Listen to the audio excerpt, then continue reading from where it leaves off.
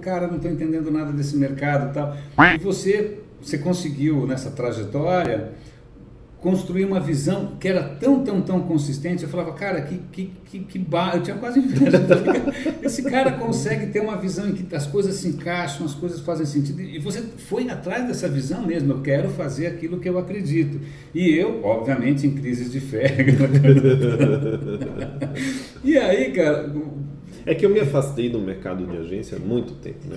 É verdade. Eu fui para o banco, Isso. depois a Fabiola tinha montado uma empresa, fui ajudar ela. Tá. Então, Fabiola, tua esposa. Começar um negócio do zero, começar uma empresa, você contratar gente, você entender toda a legislação que existe por conta daquele business. Então, a coisa do vender, né? Então, você correr atrás de cliente, você receber cliente, você montar proposta. Então, foi uma experiência muito bacana que me tirou tanto do lado agência quanto cliente, porque no cliente você tem um batalhão de gente, cada um se preocupando com um pedaço da coisa. E ali foi um lado muito legal dessa coisa do risco e de experimentar de fato um cenário novo de trabalho, de rotina, de desafios. Acho que é isso que te deu essa visão de negócio que você tem hoje, né? Que é o que eu acho muito interessante. Porque eu sou super fraco em vários aspectos da visão de negócio, eu não sou um cara muito comercial. Tá? E aí você consegue ter isso legal. E depois eu fui para o laboratório, que fui para o Axê. Eu não sabia do que você tinha. Foi 2006. Você também rodou, hein, tio? Tá 2006. Não 2007. Eu saí do Real na época da da compra do Santander. Tá. E fiquei um ano e pouco com a Fabiola ajudando a estruturar o business. Tá. Depois, eu sempre sonhei a vida inteira de trabalhar em laboratório. Sério? Laboratório farmacêutico? Laboratório farmacêutico. Jura? Porque eu tinha uma visão na época que o fato de você estar numa farmacêutica não poderia haver lugar melhor para um cara que gosta de planejamento.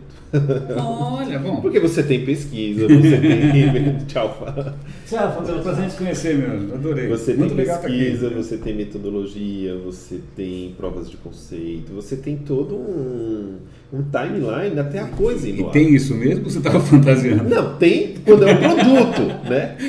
Quando você sai do cenário do produto e você entra para as outras, né, searas, você tem todo um ambiente regulatório, você tem uma Anvisa, deve ser dificílimo se mexer. Tudo é muito delicado, tudo é muito cuidadoso, tudo pode gerar uma multa, pode gerar uma notificação.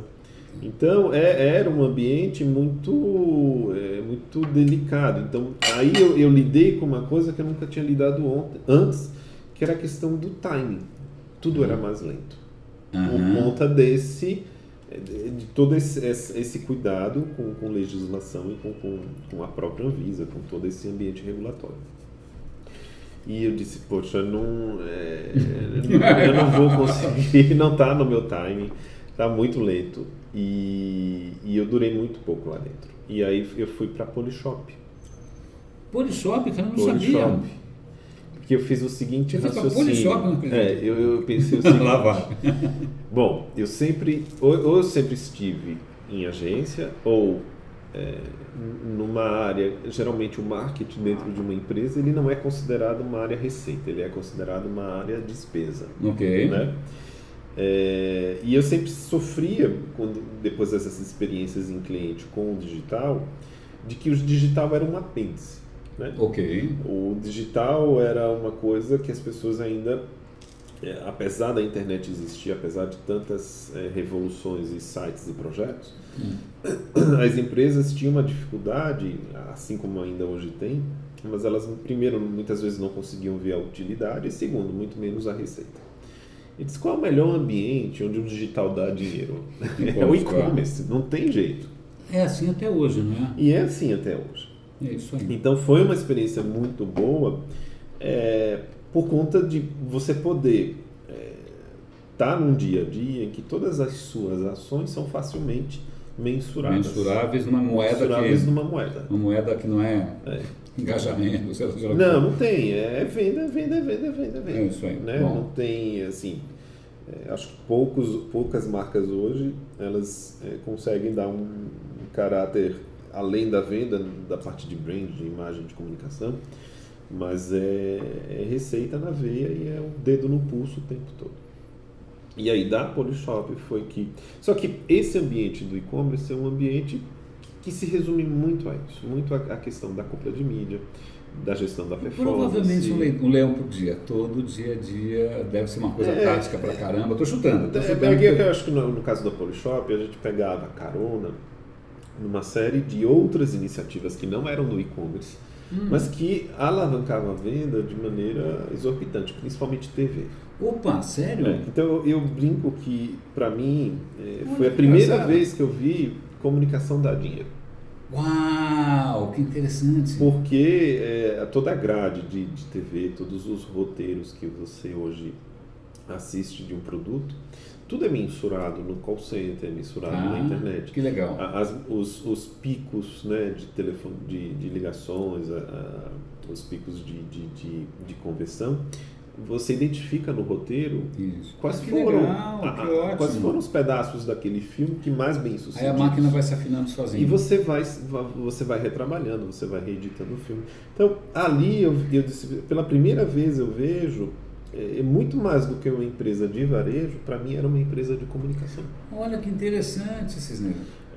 Tínhamos 3 estúdios dentro da empresa. Uau! Acho que 4 ou 5 ilhas de edição. Caramba! A equipe toda internalizada. Sabe que eu cheguei a me aproximar, eu trabalhava em TV antes, né? E isso daqui não é prova disso, porque acho que eu desaprendi no tempo daqui agora, mas deixa pra lá. Mas eu cheguei a tentar me aproximar uma época da Polishop, porque tinha gente boa trabalhando lá. Eu era produtor, né? Gente boa de produção, edição, então, os caras eram bons. Tinha um estúdio legal. Um super estúdio, uma super infra, um link direto, um canal próprio. Todos essas compras de espaços que são feitas no fim do ano, começo do ano. Nossa, isso deve render uma grana. É uma negociação. Eu tinha uma amiga que o pai trabalhava com essas coisas, né? Ligue já e compre na caminhonete. Ele falou, cara, aquilo vende de madrugada, que é uma loucura. E vende isso, vende carro, vende qualquer coisa. A gente não tem ideia do poder desse. E a TV, nesse ponto, ela exercia um poder de atração muito forte. Tanto que em links patrocinados, para alguns produtos a gente era muito feliz, porque o orgânico era muito mais forte do que o pago. Porque as pessoas já iam E outra, a Polishop tinha uma estratégia bacana do produto não... Ele era criado, né? A categoria dele era criada. Então, o juicer não era uma centrífuga, era o juicer. Ah, que interessante. Então é o osso de sempre, não tem... A chapinha não era a chapinha, era uma prancha modeladora, não sei o quê. Entendi. Então eles não concorrem com ninguém. O cara faz a busca pelo produto, pela categoria. Ou no máximo ele lança as características daquele produto e de fato só tem ele com aquela descrição. Facas Guinzo e assim vai. Então o orgânico ele subia de tal maneira que... Cisneros, que legal. Bom, e aí... Aí do e-commerce eu disse, bom, o e-commerce de fato... Já entendi. Já vi como é que é o dinheiro, como é que roda tudo. E aí eu tinha reencontrado a Glória e nessa época ela estava numa fase de transição com equipe, com o próprio site. E ela, enfim, fez o convite. Eu gostei desse desafio de como rentabilizar uma marca que não seja através da venda de mídia, mas que seja através da venda de projetos. E era legal porque juntava duas coisas. Primeiro, tinha uma marca muito forte, mas por outro lado, tinha uma demanda de agência. Então, a gente funcionava muito mais como uma agência do que como uma mesa comercial ou um birô comercial. Com essa história de projetos especiais. Com essa história de projetos especiais. Puta, então, que legal isso. A gente emplacou coisas muito bacanas, essa do ponto de venda. A gente fez uma ação muito bacana para Riachuelo, que o catálogo virou uma revista chique impressa. Nossa, que legal. Enfim, teve muita criação de sessões. Eu fiz licenciamento de conteúdo, que era uma coisa que, por exemplo, no B2B, as empresas queriam muito usar esse conteúdo do dress code para o funcionário. E assim, a gente tinha um acervo dessas coisas prontas dentro do site. Putz, já está pronto, já está escrito, já está fotografado, já está tudo, né? Tá ali. Empacotar. Como é que eu reempacoto isso e consigo rentabilizar uma coisa que já está pronta? Que legal. Então a gente fechava contratos com... o universo de revistas segmentadas é gigante. E a gente criava sessões dessas revistas com a marca chique, né? Porque a ideia era tirar a glória da linha de frente, a ideia era trabalhar a marca que interessante. E deixar ela no bastidor, porque como é que eu rentabilizo o site? Porque a pessoa não precisa, a pessoa já está super bem, a pessoa também, física da glória já está super bem. Também temos de escala, você não consegue multiplicar a glória por 25 mil, não dá, né? Não dá para estar em 20 lugares ao mesmo tempo. Então essas foram iniciativas muito bacanas e a gente, enfim, conseguiu emplacar projetos bons. Mas aí lá dentro tava aquela coisa, tipo, preciso voltar para agência. Por que a agência tem esse canto de sereia, né? Por que será? Não sei, Renê, eu acho que a coisa do... eu acho que os assuntos mudam tanto a cada semana. Isso, esse é um bom ponto. E por ser, né, por sempre ter a veia do planejamento, por sempre ter a veia da pesquisa, eu sempre gosto... Você é um cara de planejamento mesmo, né? Você acabou virando um eu cara... não sei, Renê, Será que hoje, não? porque mistura tanto. É verdade. Assim, eu gosto do planejamento, mas também gosto de estar na rua. Entendi. Eu gosto do pesquisar, eu gosto do procurar estratégia, mas eu gosto de estar na frente do cliente. Olha que interessante. Negociando, eu gosto de estar na frente do cliente apresentando a agência, eu gosto desse tete-a-tete. E sabe o que eu falando agora um pouco por mim, um dos dramas que eu já passei é o seguinte: se a gente não tem um perfil muito claro, o que você é, né? Lego, você é a peça com 3 buraquinhos, com 4 buraquinhos. Na hora de você ir para o mercado, vamos supor, no meu caso, né? Eu também saí de agência faz bastante tempo, tive uma passagem rápida pela Cuba, mas sei lá. A hora que você vai conversar com alguém, mas você fala, você é mídia? Não, você é produto? Mas também, você é o quê? Às vezes, parece que o mercado espera que você seja uma coisa só, aí você chega com uma cabeça que é muito mais ampla do que isso, né? E aí, pelo menos a minha experiência em vários ambientes, é que se você começa a pensar muito fora da caixa, você obviamente entra em conflito com 500 áreas diferentes que já estão indo muito bem, obrigado. Lá vem aquele cara causar. Mas eu acho que aí tem um ponto importante, é que eu decidi que eu não queria voltar para nenhuma agência grande nem estruturada. Cara, isso acho que é um dos teus movimentos mais interessantes. Você desencanou daquela história de Unilever, Coca-Cola, sei lá, Ford, Land Rover. Eu já tinha tido essa, quer dizer, a Clique foi essa mega estrutura. Então, o universo de agência, quando eu cheguei em São Paulo, eu, enfim, passei por algumas, como quando ainda era a fase do redator publicitário. Tá.